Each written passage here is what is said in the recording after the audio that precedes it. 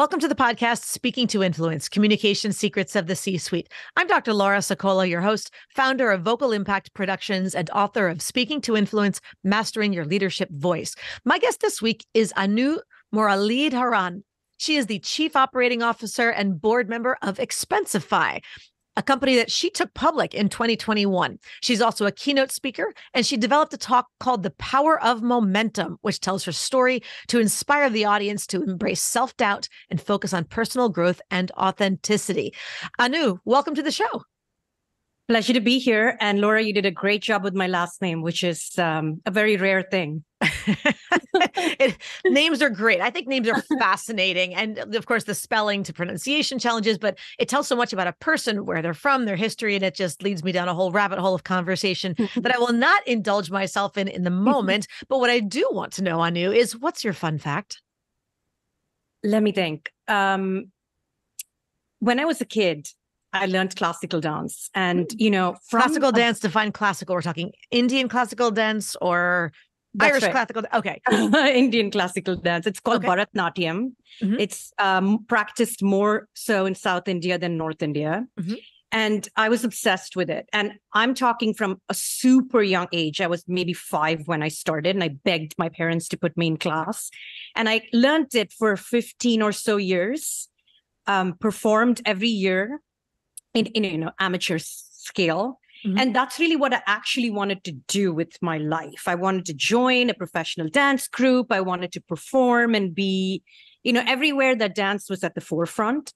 But, I come from a really modest, very middle-class family. And my mom, very early on, was astutely, I think, recognized that I have this love for finer material things. So every time I would say, this is what I want to do, she would say, yeah, that sounds great, but just know that you're not going to make like a lot of money or anything. And that's, I think, what made me not pursue it. And for better or for worse, here I am. I do think for the better, but that's great. Yes. So classical dance, and for unfortunately, most people are tuning in on an audio only program. Otherwise, I would ask you to demonstrate something, because I love all that kind of Bollywood dancing, which I'm sure is not exactly an accurate representation of the classical aspects of your dance, but so much fun nevertheless. So with that, tell us a little bit now about about the company. Tell us about Expensify. What is your 30-second elevator pitch? So let me turn that back around to you, Laura. Okay. You like to scan receipts that, you spent for work, or, do bookkeeping for your business on Friday night? I cannot say that is the top of my to-do list, or at least of my fun list. That makes sense. You're not a total psycho then. Most people don't want to do that, right? Like you want to sip a glass of wine or hang out with your partner, hang out with your dog, cat, whatever floats your boat on a Friday night. Yep. But the reality is, most employees and most small business owners are in fact stuck doing their expenses, managing their spend, and sort of tying their books on a Friday night, because during the week, they do have to get their actual work done. This is where we come in. We are an expense management application, and we cater to both individuals, small business owners, medium business owners, enterprise companies, the entire spectrum. Our value prop is you can take a receipt, snap a picture, and forget about it. You don't have to do anything after the fact, because we'll put all of your expense management for you on autopilot. Very bombastically, we like to say that we exist to clear your path to greatness, but that's only sort of tongue in cheek. That's actually truly our mission. And that's why I love the product and I love the company. That's great. Anybody who can take care of my financial record keeping and my receipts and all that kind of stuff, that sounds amazing. Yes, let's get that off of my to-do list by all means. Thank you. Of course. So then what's something that you wish more people understood about either your role as COO, your company with Expensify, or your industry? So take that role, that title, COO. Like nobody truly quite knows what a chief operating officer does, right?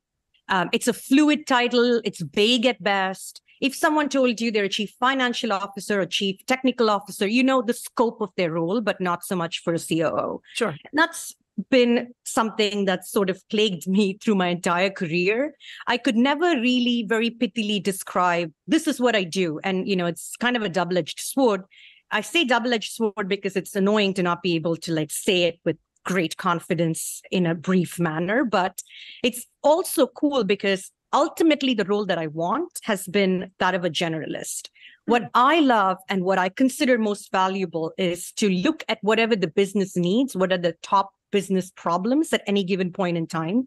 And I like to think about how I can solve them, like what opportunities exist and how can I bring more focus and attention to them and how can I solve those problems.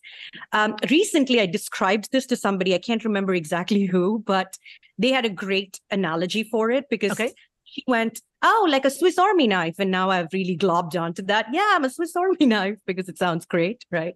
I love that. And, I think part of what you asked was also like, how do I change that? Yes. What is your role then in changing that perception? So now you've got this great analogy of being the Swiss Army knife who's got all these little tools to be able to handle whatever problem pops up.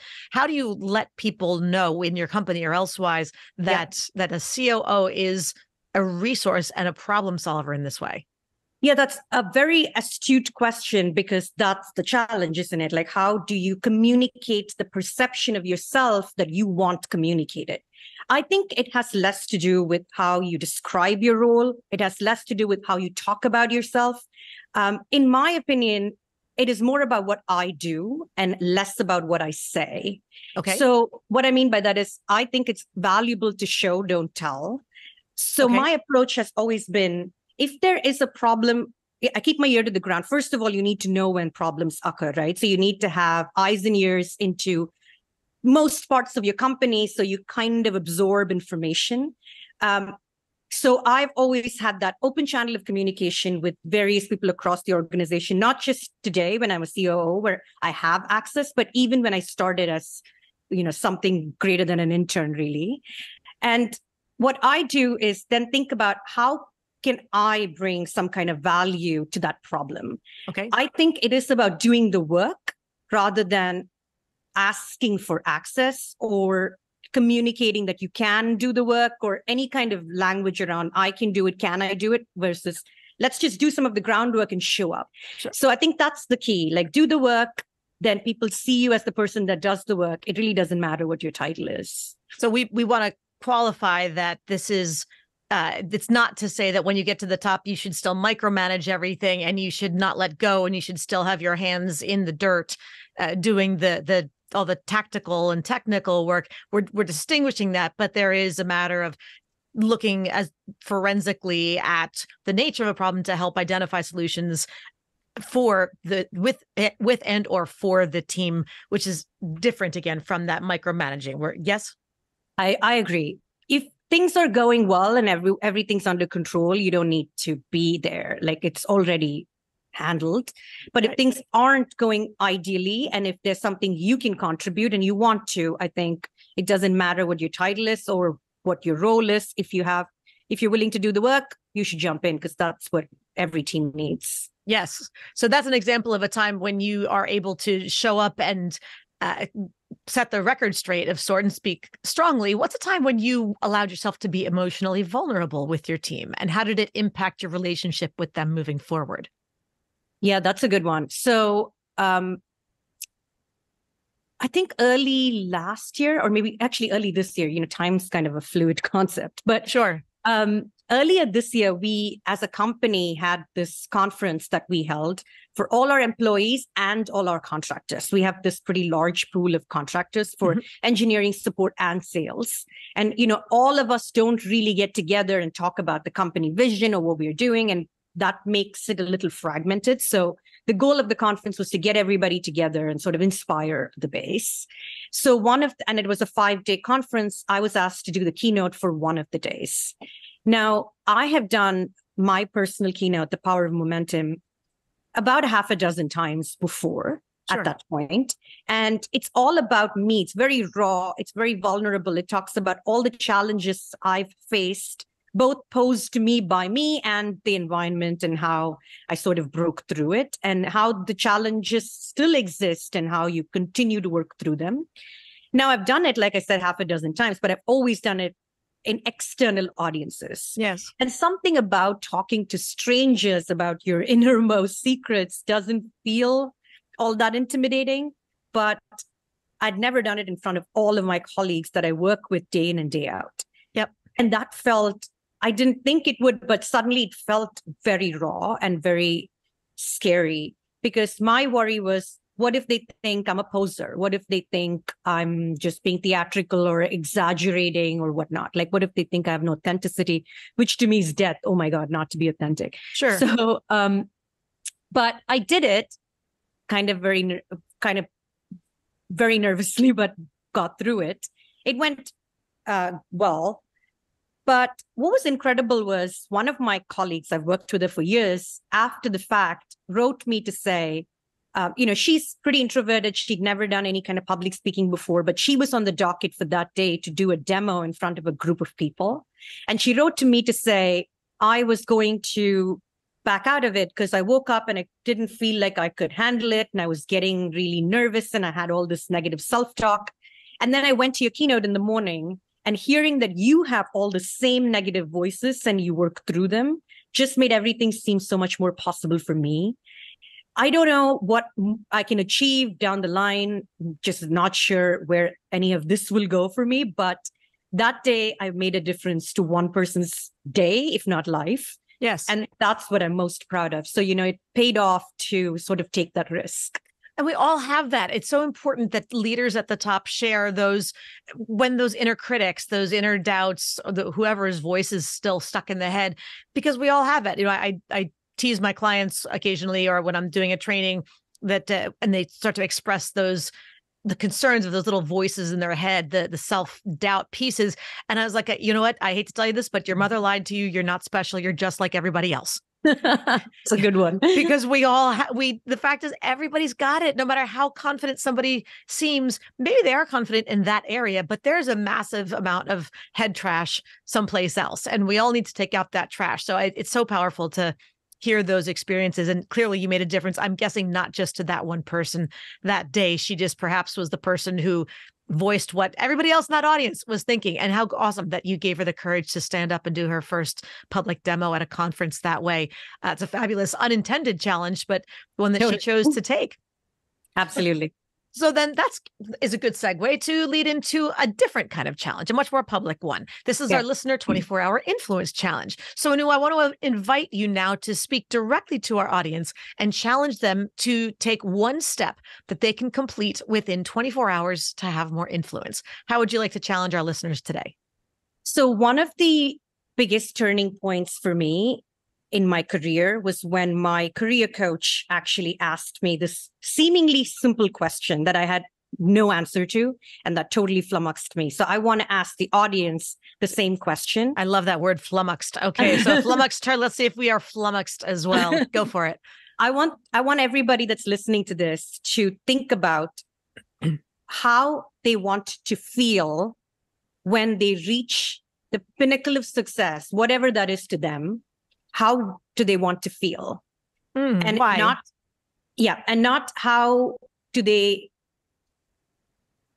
what will they achieve? How will their role change? None of that concrete stuff, just actually how will they feel? Yes. Because I think so much of our society and, parental conditioning has been achievement focused, right?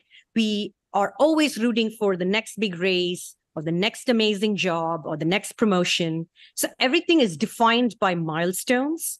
And we never stop to think, when I achieve that milestone, how will I feel?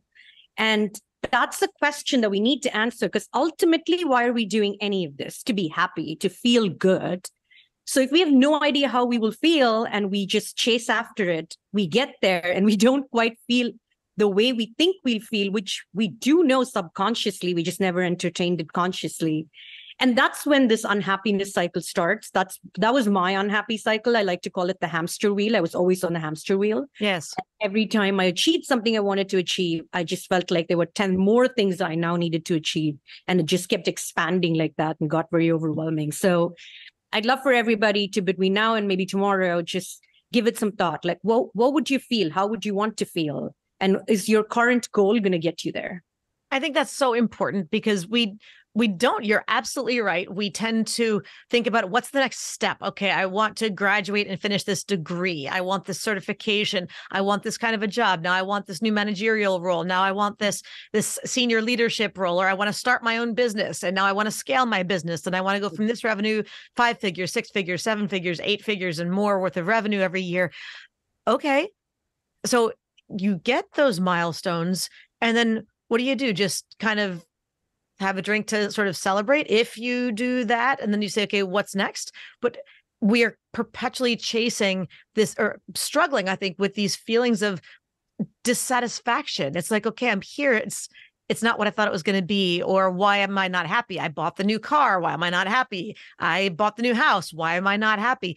We know that money technically doesn't buy happiness, that it doesn't, things don't buy happiness, much as retail therapy, in the moment tells us otherwise. The backs of our brains is part of that hamster wheel, I think, at least the hamster brain part of us.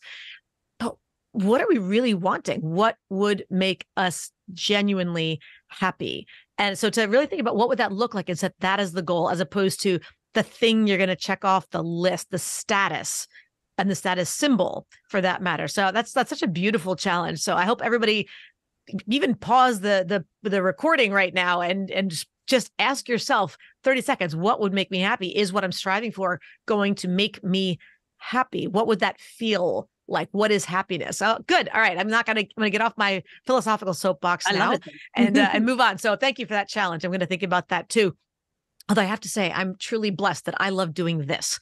I love my job and I love these kinds of connections. And when I get feedback from everybody else out there saying, I heard this and thank you for that comment from so-and-so in the post that really made a difference. So please do let us know, of course, go to speakingtoinfluence.com and the contact page and let us know what you love. With that, Anu, you just told us a time when you were vulnerable, but how nervous were you? And what was, if not then, what was the most nervous that you ever got before a presentation or a speaking engagement? And what communication related lessons did you learn from it? Because you're a keynote speaker, which means you like that stuff. Were you always super easy, confident, comfortable, or were there ever hardcore nerves that kicked in? Absolutely not. So this is, oh my God, speaks directly to my heart, this question. Because, okay. When I'm talking to my therapist, I always say this. I go after these speaking engagements. I want them. I did it completely out of the desire of my heart. And yet, before every one of them, and I'm not talking a day or half a day, I'm talking weeks before every one of them, I dread them. Really? And I'm so nervous about it. And I question myself, why can't I just chill out? Like, why did I need to go after this? And now this is causing all this stress and anxiety in my life. And I'm always talking to her and asking, like, do you think I subconsciously don't want it? Like, why am I so stressed out? And, her answer is always, this is still new to you. And it takes time to get comfortable and feel like it's second skin. It may be a little more than that. I think nerves come when you're just really passionate about doing something and doing it well. And so there's a performance pressure part that I think I'll never get over. My approach to getting over it, though, or like doing a good job or sort of managing it, let's just say, is to prepare. If I'm super prepared, it helps me overcome that anxiety and get a little bit more excited. So I prepare early, I prepare a lot. At some point, it's even boring to do it again and again, but I will force myself to do it. Because if I can do it in my sleep, then there's sort of so much as there's ever any guarantee of success. That's the guarantee of success for me. And then right before, I have this other goofy thing I do. That song, Fort Minor song? 10% skill, 20% luck, 15% concentrated power of will. I'm dating myself. It's just... I don't think I know this song, but I have to go look it up now. What's the name of it? It's called Remember the Name. Okay. It's by this artist called Fort Minor.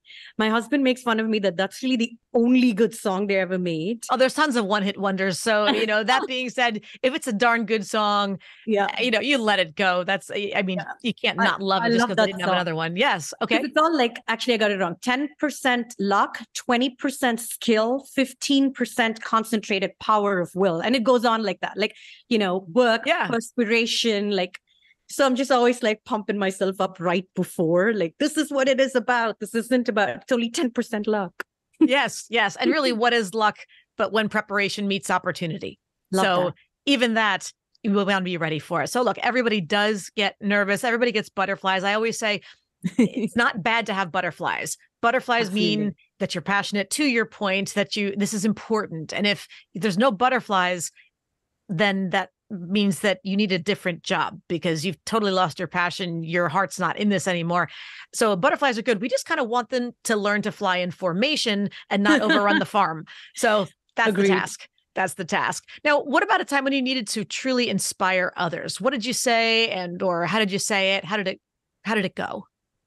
Whenever someone asks me about how do you inspire or inspiration in general, I always get this, and I got it just now, this immediate wave of imposter syndrome. Like, who am I to inspire anybody? That's a real big challenge. You should have an entire show on just, if you haven't already, I bet you have. But the instance that comes to mind is actually maybe a few months ago. I was asked to do the company keynote, or rather the company all hands. I have keynotes on my mind. And, this is no secret because we're a public company. Our number one priority right now is to get our core growth rate back to pre-COVID levels, because it's been one thing after the other. COVID, then, a macroeconomic crisis and war and whatnot. So it's been challenging. Now, I didn't want the all hands that I did to be a big rah-rah cheerleader moment. That's great. And there's a time and a place for that. But it's not really my style. And I didn't feel it would be authentic if I did that. On the other hand, what I wanted to do was sort of bring a little bit more transparency, bring a little bit more visibility into how core growth is doing, what are the different drivers, and sort of do a before and after so I can help everybody understand where opportunities lie. The reason I want to do this is because our product roadmap is a very ambitious one, and it is meant to solve for a lot of our core growth challenges, but it's a product roadmap, right? So there are a few product people and a lot of engineers that are sort of attacking that solution. That leaves a large swath of the company in a waiting cycle. And I can't remember who said it, but I think the saying goes, our greatest fears lie in anticipation. So that holding pattern is what makes everybody anxious. Yeah. So my message, which I wanted to deliver, was, look, guys, here are all the growth drivers. And here are the opportunities. Here are just some ideas of how we could make these individual nuanced growth drivers better. Every one of you can identify something here, which is in your wheelhouse, and you can jump in and do whatever little you can. And the sum total of all that could move the needle. Like, we have to believe and try. And it'll be fun to do that together as a team. So let's do it. Like, that was the message I wanted to deliver and delivered ultimately. But my fear was that when I break all of this down in all of its gory detail, that it would get too overwhelming. Best case, it's dry. Worst case, it's overwhelming and scary. So, and if you do an all hands and after that, people are more anxious than before and a bunch of people leave, you've just obviously failed. So that was the fear. But I kind of did it anyway because it felt like a good use of time. And I couldn't think of any other way to sort of communicate that point. And it actually went pretty well. After the fact, we did take up a lot of those drivers and are trying to move the needle on all of them. And a lot of people directly messaged me to say they want to come along for the ride. And we have a lot of engagement in a lot of these projects. And ultimately, there's this shift in energy, however small, both in the company, but also in me, that made work more fun. Yes. And really, that's a great outcome. So it worked out. That's awesome. That's awesome. And just really giving everybody the opportunity to putting it in their minds, find the driver that correlates most closely to what you do and think about what impact you can have. And that seems like it would be a good conversation to then address the leaders and whether they're managers or executives, but whoever leads a team of whatever sort, to say, good, let's debrief this then in our next team meeting to say, which ones did you identify and what are we going to change as far as our goals, our KPIs? Great way to throw down the gauntlet and challenge everyone. And I hope they chose to pick it up. Yeah, we do a core growth update weekly now. So it's kind of, we have some momentum. Momentum is really favorite word of mine. Yes, yes. Now, when you've interviewed people in the past, tell me about a candidate you spoke to where you thought to yourself, wow, this person really has it. What was the it factor and how did you recognize it? So for me, just to set the stage, what I find exciting about a person is less to do with their functional skills, which is good. Like we need some basic functional skills, absolutely. But I find people who have curiosity, who have ambition, who are just interesting, very fun to be around. Because it gets really boring to work with someone who just wants to do the thing you ask them to do and then call it a day. Yep. On the other hand, if you can have a good energy kind of bouncing off each other and get creative together, that's more fun. I can't say that I've interviewed these two people because I wasn't in an interviewer capacity at the time. But there are two of my colleagues who are now really close friends of mine. So Kevin and Cole, and if they hear this, hopefully they aren't thrown back by the fact that I mentioned them by name. I think it's great if they're that solid of people that they were called out. So great role models. Continue. So these are two people I love working with because every project that I do with them, I bring a certain skill set to the table, but they bring very complementary skills to the table. And they're able to sort of take what is just an idea in my brain and give it a lot of form and shape. They're able to give me content, data, information, homework really that makes that idea really start to take shape and become real. And they have this curiosity mindset of, okay, this hasn't been done before, but could it be done? And what you're saying sounds crazy, but let's just kind of go through the flow and see if we can do it. And then also stay the whole. So one of my favorite TED Talks, actually, besides yours, Laura, is nice save, Anu. Nice. Is actually Angela Duckworth's. I bet you've heard it. Yes, all about grit. She's fabulous. She's a psychologist from the University of Pennsylvania. Amazing. Continue. I love her message. And when I first heard it, I felt almost relief. Because isn't it amazing to know it's not about your genetic abilities, it's not about your talent or looks or really anything. It's really about perseverance and grit. Mm-hmm. That's what I like about these two colleagues of mine, Kevin and Cole, that I'm talking about. Like we get together, we work on things, and we just don't give up. And so long as you persist, I think success is inevitable. And that's what I love. And, there's a lot of other people I haven't mentioned by name that also embody these traits at work. But that's what I find exciting about people I work with.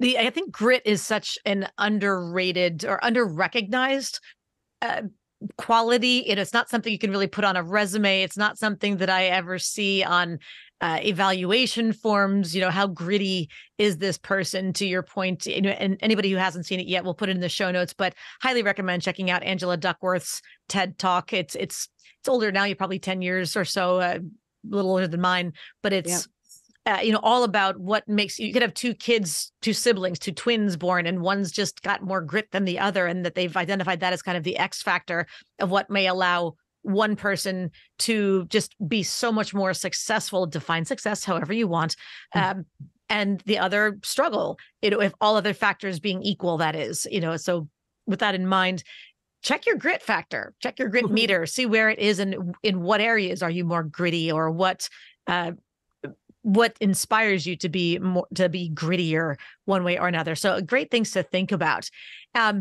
Last but not least, Anu, tell me something that you do to create a little bit more fun for Expensify. So we are a very fun company. So my job is kind of easy. We love to travel. And, we always have been a very global team, very distributed. But with COVID, more people sort of went to places that they really wanted to live and discovered what they truly want out of their life, which is great. So now we're more distributed than ever, more remote than ever. So twice a year, we do a company trip. This year. See, I'm just losing track of time. I'm already in 2024. But this year we went to two places. We went to Iceland in the first half of the year. And then we went to Bali last 3 weeks, actually. Amazing. when I joined the company, we've always done this. When we joined the company, there would always be this speculation. Like, at what point are we too big to do this? We are 140 employees, which, in the grand scheme of things, we're small. But at the time that we had the speculation, we probably half of that. Sure. We are still doing it. We still find a framework that makes our time when we travel very productive. Yes. We get the whole team together. Everyone hangs out every day after hours. They go out for a drink or go out to dinner. They work together from cafes all day during the week. And the last week of Bali, we call it offshore, but the last week of offshore, we pay and bring all of the employees, plus ones, kids if they have kids. And the intention really is to get to know each other on a deeper level. So we're not just people that work together, but, when there is that inevitable skirmish, let's call it, over some project. This is a person whose wife you've met or husband you've hung out with, and you've had drinks together, bungee jumped maybe or they're something. They're a person. They're not just a name on the email to frame where you're going to just hit something and launch whatever your complaint is at them. Totally. There's a human on the other end. It's amazing. We call it putting goodwill into the bank account, because later you may have to withdraw it. Yes. That social capital that you're building. Exactly. So let me get this straight, just in case, but I misunderstood or the audience missed it. Twice a year, you go on a 3-week international excursion with all 140 or however many at the time, all employees. And so for part of that time, for the first at least 2 weeks or so, you are working there together, whether it's in a hotel rooms, conference rooms, or rented space or something, but in that remote place, be it Bali or Iceland. And then after hours, 5 o'clock, 6 o'clock, whatever it is, everybody goes to dinner, everybody socializes with each other, et cetera. And then the last week is just a fun week of mostly vacation kind of time. And you're bringing in their families.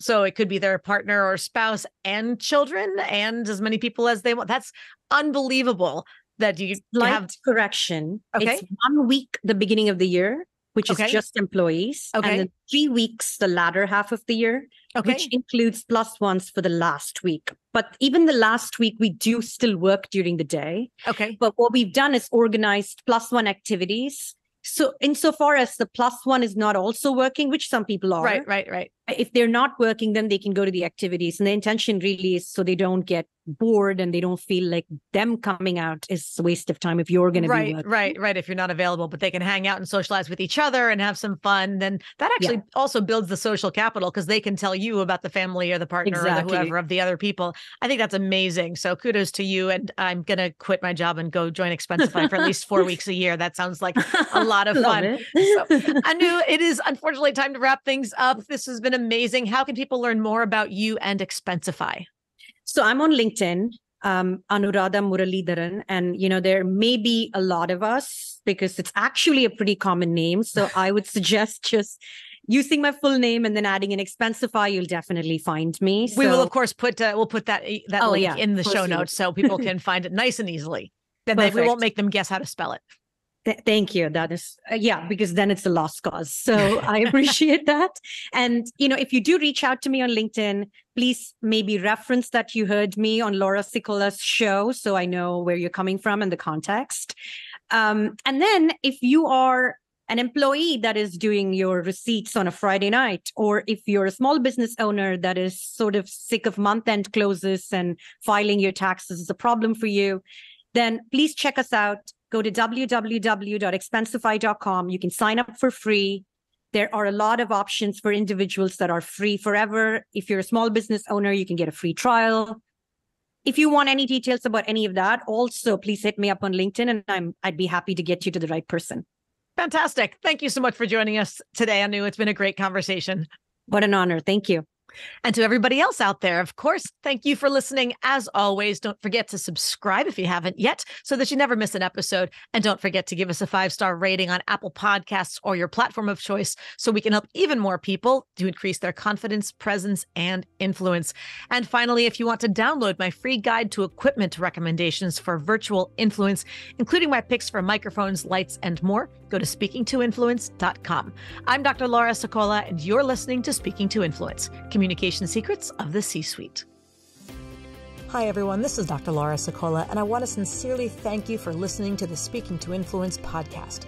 If you love listening to these episodes as much as I love bringing them to you, be sure to subscribe so you never miss an episode. And please go to iTunes right now to rate and review our podcast in order to help us expand our reach so even more people can master the 3 C's to command the room, connect with the audience, and close the deal. Thanks for listening to Speaking to Influence, Communication Secrets of the C-Suite, the show for leaders who want to speak with impact. The hosts, producers, owners, and media distributors of the show make no guarantees that the strategies and information discussed will result in profit or other success and may result in losses. The opinions and statements of the hosts and guests do not necessarily reflect the opinions of the owners, staff, managers, broadcasters, or sponsors of the show. No medical or psychological therapy or personal or professional wellness or relationship advice is offered in the show. You are advised to seek counsel on matters related to your health, family, relationships, job, or other business and legal matters from licensed advisors in those areas prior to making any changes in business or lifestyle. No information provided may be suitable in your situation. As always, take responsibility for the decisions and actions you take, including the reactions they may make in your work, family, health, and life.